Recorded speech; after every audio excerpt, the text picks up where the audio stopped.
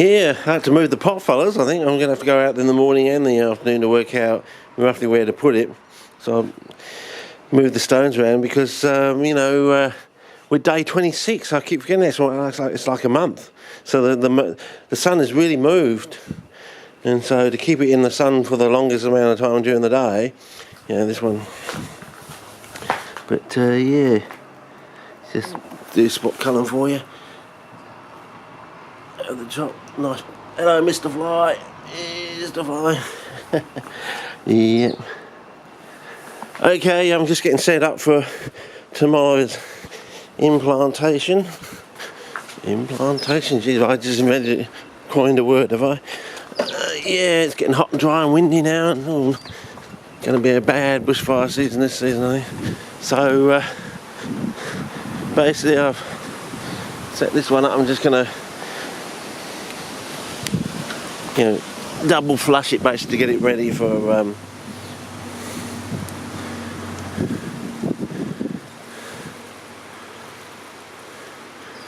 so it'd be like that one before we put the mixture on. So so basically the bigger the pot, the bigger the plant, but really we've learnt you need really probably bigger and deeper pot.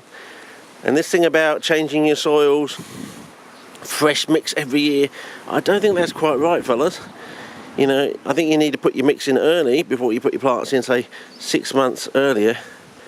I think part of the problem is your cellulose in your hemicellulose in your actual peat, actually, because you think because it's been there for 3,000 years and they've just dug it up from the bog, because they've let it dry out a bit, and also it could be sending you this like top surface layer which they call blonde peat, unless that's just another obfuscation. It's not peat at all, they're just telling you something. Okay, so a little bit more, and also the more you can get into here, the greater the pressure, of course, and it can really push ions and stuff through. So that's what you want to do. So anyway, oops, too much. Oh well, we've boogered it, fellas. We've boogered it. Anyway, I've kept some of these in, trying to see if they'll react to. They'll probably die off with the first before I actually flush it through, sort of thing. But anyway, so that's about it so far. I think I might actually move this one over there so it gets more sunlight. But this one's getting the look. The shop book. This one is getting the shop bought look. So I think we're well on our way, fellas. It's getting that sort of, getting it, or should I be saying it's keeping that shop bought look. So we can go with spot colour on this. That sort of, that funny green, that sort of, can you, sunlight's not quite in the right place, but it's getting that. Basically it's getting to that stage very quickly, put it that way. So so it's getting this sort of that sort of it's almost a plastic looking green. You see some really nice plants online out in the wild, and they've got this sort of nice green, but it's a sort of plasticky looking green. I remember when I was seeing some giant ones at Phil Mann's, they were really odd. They were like absolutely no colour on them whatsoever, and they had this sort of plasticky look, but it was more like a white green, like you'd mix the chlorophyll green of grass with toothpaste, 50-50 sort of thing. And very, very, very interesting. So whether we're going to learn, well, I don't know. This is sort of parallel on this one, what it's all about. But so I don't know. I think I think that's a good technique for resurrection. I think you never know. So it only needs a few more days, and it should grow bigger and open up. And all we need is like 3 pitches up, and then the growth should become somewhat exponential. Of course, we are getting into the season then. But this one is, what is going on with this one, fellas? How can we get in all that? There's got to be some connection with nitrogen in the atmosphere, I would think. So, they talk about say these sort of stuff causing nitrogen drawdown. Is that also part of the problem?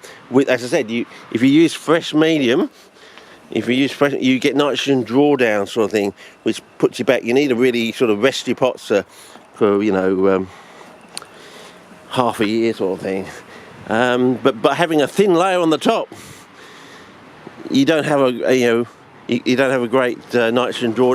It draws down, but then it gets to a equilibrium point where it keeps trying to accumulate. Is that what's going on here? The drawdown is actually the accumulation of nitrogen from the atmosphere. So that's why we're starting to get some growth now out of these things, because every time you flush it, you're breaking off small tiny bits of particles. It's drawing down, or it's already drawn down, and so the nitrogen is attached to the cellulose. But then, as you flush through, you break off little tiny particles which have nitrogen attached to them, and somehow the fungi attacks it and goes into the plant roots by mycorrhizae, or maybe the roots can attack it themselves, because they do say in that Oosting's paper, long persistent root hairs. And I don't think they show an actual diagram. Whether there's an actual one in the actual PhD thesis, that would be interesting to know, because when a plant physiological scientist talks about long and persistent, he's making a point. This is out of the ordinary. And if you've been into plant biology classes, the first thing they start you off is with the roots of peas and beans, and they have really long roots normally. So for someone to say, long and persistent, he means they're longer and more persistent than a pea or a bean, and that is fucking long. That's what I'm saying. And I reckon they're red. They actually start off red before they go that sort of tan brown that you get. They sort of start off red and then end up this sort of pine needle sort of fawn tan colour, I reckon. So yeah. So I would suggest you look in, and if they're that bloody long, they're twice as long as a bean or a pea. That's why they call them long and persistent, because it's out of the ordinary of what a normal plant biologist would have come across in their studies and expect to see out in the wild. If they're that bloody long, why are they? Darwin would ask the question, well, why are they that bloody long? And do they have a mycorrhizal relationship? I mean, if a mycorrhizal relationship is over that length of root, it's got to be pulling in something.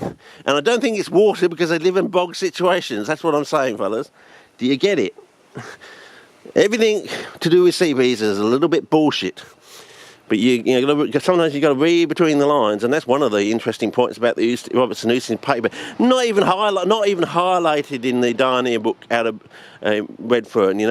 Half the stuff in that book is sort of half. It sort of doesn't mention stuff, and then the other gets it wrong, and then sort of partially gets it right other places. So it almost sounds like there was two people writing the revision of Tim Bailey's book or something, and I haven't seen the original book. It would be nice to get the original Tim Bailey book to see whether he did get the points out of the Oosting's paper correct, and then they were fucked up in the Redfern revisionary